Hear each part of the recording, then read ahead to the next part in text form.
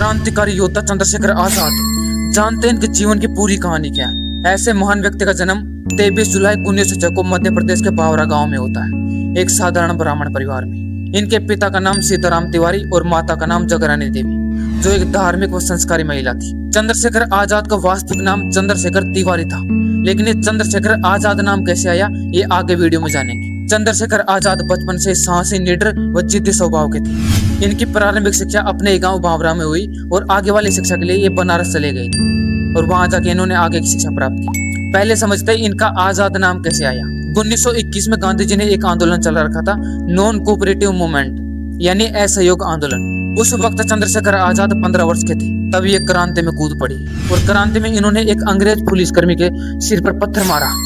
पत्थर मारने के कारण इनको पकड़ा गया और पकड़ने के बाद जब इनको कोर्ट में पेश किया गया, कोर्ट में जब जज ने इनसे पूछा कि तुम्हारा नाम क्या है, तो इन्होंने क्रांतिकारी आवाज में कहा, मेरा नाम आजाद है। पिता का नाम क्या है? स्वतंत्रता।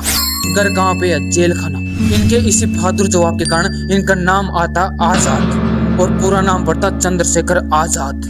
ऐसे आया था इनका नाम आजाद, याद रखिए। इन्होंने क्रांति करने के लिए सशस्त्र रास्ते को चुना और HSRA से जुड़े, हिंदुस्तान सोशलिस्ट रिपब्लिकेशन एसोसिएशन, और इस संगठन से जुड़ने के बाद पूरी तरह क्रांति में कूद पड़े। इन्होंने हथियार चलाना सीखा, सरकारी खजाने को लूटने की योजना बनाई और इस संगठन में रहते हुए इन्होंने महान क्रांतिकारियों से मुलाकात की, जैसे कि राम प्रसाद बिस्मिल, भगत सिंह, अशफाक उल्लाह खान जैसे महान क्रांति को एक नई डायरेक्शन, नई दिशा दी। और इन्होंने इन क्रांतिकारी योद्धाओं के साथ मिलकर 9 अगस्त 1925 को लखनऊ के पास काकोरी रेलवे स्टेशन पर सरकारी खजाने को लूटा।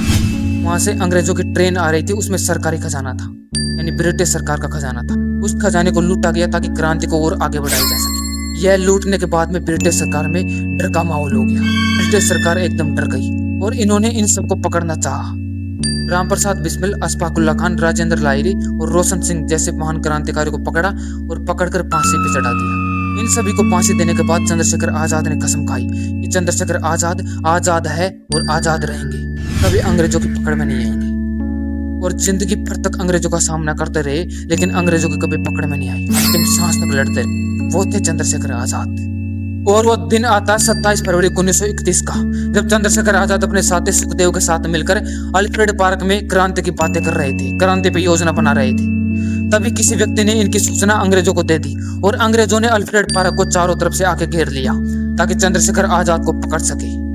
क्योंकि चंद्रशेखर आजाद के बारे में अंग्रेजों ने यह घोषणा कर रखी थी कि इन्हें जिंदा पकड़ना है और चंद्रशेखर आजाद ने कसम खाई थी कि वे आजाद है, आजाद रहेंगे, कभी पकड़ में नहीं आएंगे।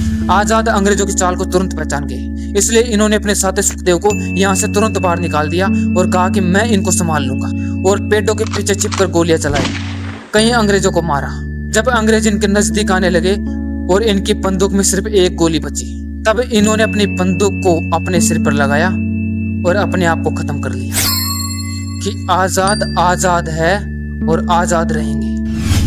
वो थे चंद्रशेखर आजाद, बहादुर योद्धा।